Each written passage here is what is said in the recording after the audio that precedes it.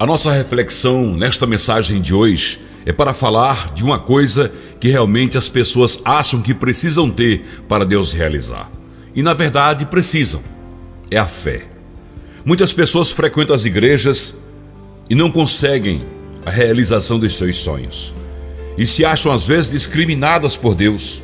Acham até que Deus não olham para elas com o mesmo amor que olham para outras pessoas.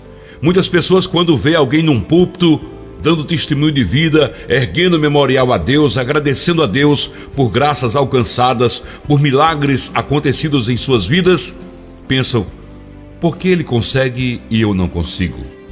Será que Deus tem alguma coisa de especial que vê nas pessoas para agir? O evangelista Mateus registra algo muito interessante a respeito da passagem de Jesus Cristo pela região de seu nascimento, na cidade de Nazaré. E diz assim a palavra em Mateus 13:58: e não fez ali muitos milagres por causa da incredulidade deles.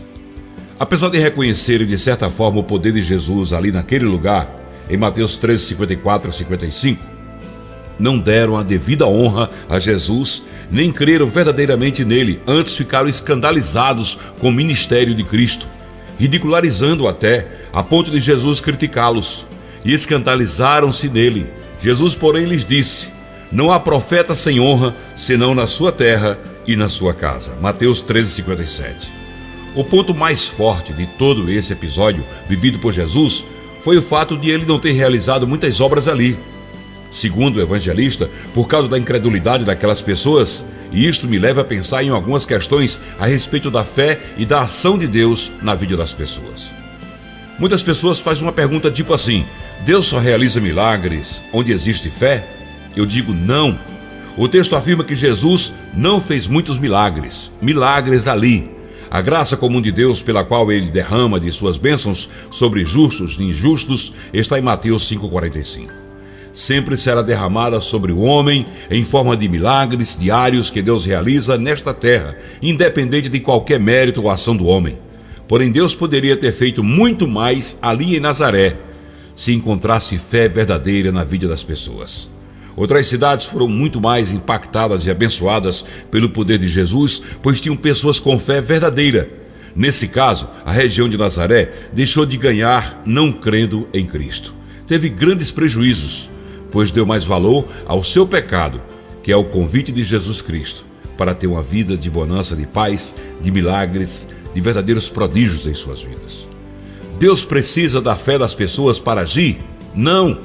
A falta de fé das pessoas não limita o poder de Deus. Ele pode realizar coisas na vida das pessoas, tendo elas fé ou não. Porém, o padrão de ação de Deus visto na Bíblia não é estimular as pessoas a verem para crerem, mas crerem para ver. Ou seja, os milagres são instrumentos para direcionar e confirmar a fé que as pessoas têm em Cristo.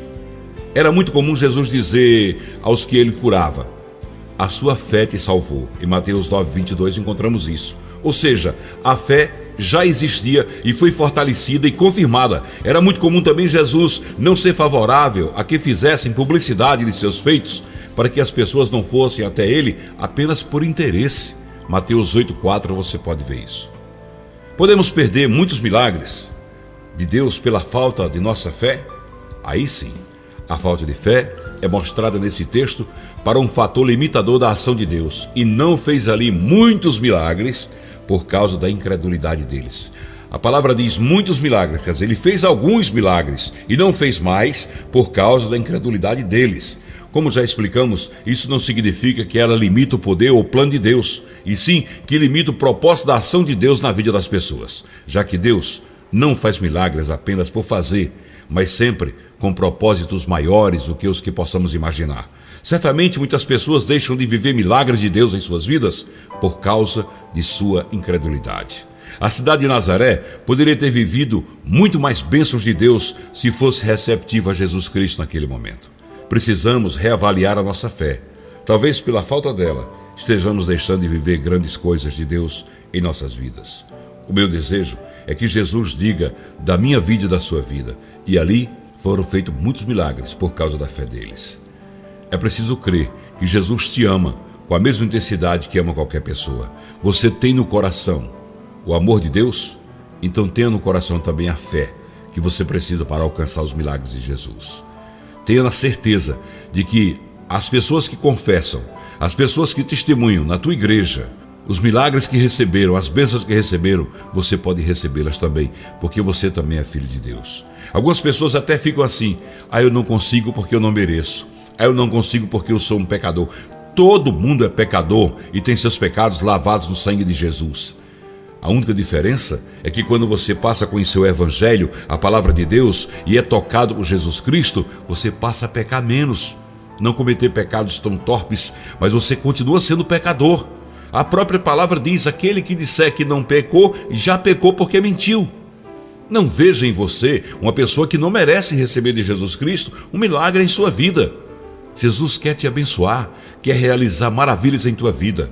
Tu precisa colocar a tua vida no altar, santificar a tua vida. E não se preocupe achando que você não tem capacidade de ter uma fé do jeito da fé da irmã fulana, do irmão fulano, que recebeu tantas bênçãos, tantos milagres, e você não recebeu. Comece a acreditar que você também é filho de Deus. Na cidade de Jericó, quando Bartimeu foi curado, talvez ali, se você procurasse entre as pessoas uma opinião a respeito de quem Jesus curaria ali, com certeza as pessoas diriam as pessoas mais importantes da cidade. E quem você acha que ele não vai curar? Eu acho esse ceguinho aí, não vai dar valor a ele não, hein? Porque para nós aqui ele está pagando por erros cometidos. Mas foi aquele a que ele curou. Quando Jesus entrou em Jericó e encontrou ali Zaqueu, era o menos provável que seria abençoado e perdoado por Jesus. Então eu e você podemos ser perdoados, abençoados e recebermos em nossas vidas a ação de Deus com verdadeiros milagres transformadores. E não estou falando só em milagres transformadores de bênçãos materiais, não. Isso também, mas eu estou falando de bênçãos espirituais. Qual é o maior tesouro que eu tenho no meu coração, na minha vida? A presença de Deus. A certeza de que Jesus está comigo. Você também é assim. Qual é a maior bênção que eu receberei de Deus? A minha salvação. A tranquilidade do meu espírito, na certeza de que no dia que eu for chamado, que meu coração parar de pulsar, meus olhos se fecharem, eu estarei com Cristo. Dormirei em Cristo até a ressurreição. Pense nisso e abra o seu coração para receber os milagres que Deus tem para realizar na tua vida. Receba essa palavra profética como uma palavra de prosperidade para a tua vida material, como uma palavra de grandeza para a tua vida espiritual, porque você é filho de Deus e por Ele muito amado. Você é filha de Deus e por Ele muito amada. Receba, Jesus é contigo.